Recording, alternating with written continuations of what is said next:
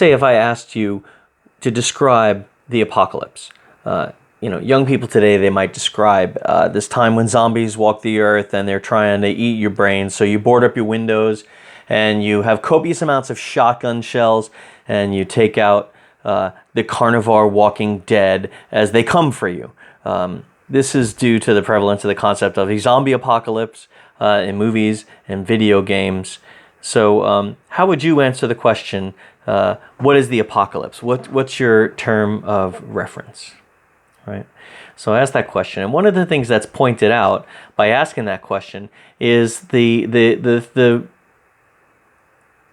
fact that entertainment is one of the places where people are molded into a particular view of the world. Not just young people, probably you and I as adults, we have our thinking sculpted by ideas. And so where do these ideas come from? And so which ones are you relying on? In fact, one of the more philosophical definitions for the word mold is in the Encarta Dictionary of the UK English. And it goes as follows: a fixed pattern or framework of assumptions, especially when regarded as restricting. Right? So a mold is a fixed pattern or framework of assumptions, especially when regarded as restricting. To mold the mind, to mold one's thinking, to fashion a view of the world. And so a mold can be restricting, can't it? But a mold can also be described as supportive. If you don't want the plaster of Paris to dribble away into the earth, a mold supports the liquid until it hardens to be able to stand on its own. So there is something to be said for stabilizing supports to help take form and to grow solid. Do you see what I'm saying with that? So where do you get your ideas? What is molding your thinking? And how would you answer a question like, for example, what is the apocalypse? A fixed pattern or framework of assumptions. How about that? It can lead you to safety, to an expected result.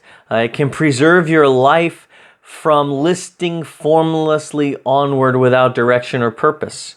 It can save you from possibly dangerous outcomes, couldn't it? The view of the world, which is supported by the Bible, is quite different than the one that you get from popular culture, from the worldview offered by outlets in the world. From this view of how to live was described in the New Testament as the way.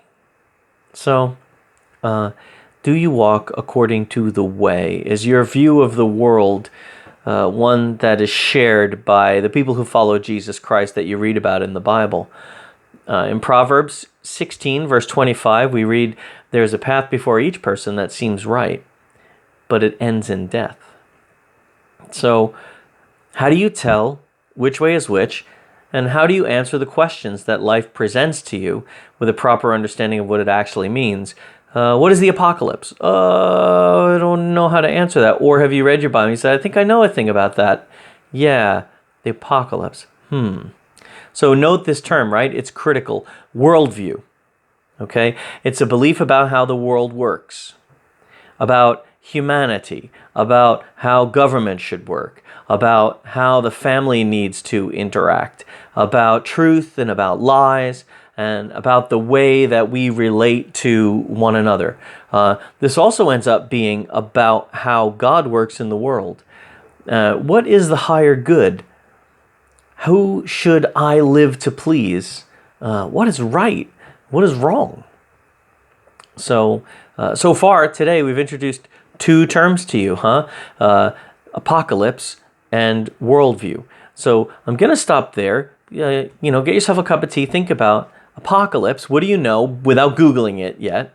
Right? Apocalypse and worldview. How do you view the world, and how do you decide what it is that you think, and you decide what's important? And then don't stop. Don't consider that's the whole bit, and I'll go on to church on Sunday.